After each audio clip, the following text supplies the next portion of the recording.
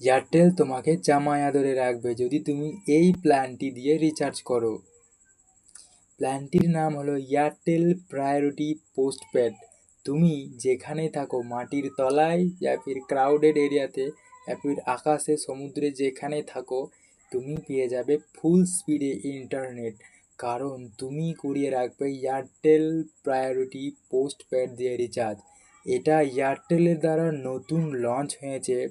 আর হ্যাঁ, জানার জন্য বলে দিই যে সমস্ত রকম যে ইনোভেটিভ যে জিনিসগুলো হয় সেগুলো এয়ারটেলই করে। যেমন 5G নতুন লঞ্চ এবং 5G আনলিমিটেড করেছিল প্রথম এয়ারটেলই, এবং এটাও এয়ারটেলই করেছে, এয়ারটেল প্রায়োরিটি পোস্টপেড।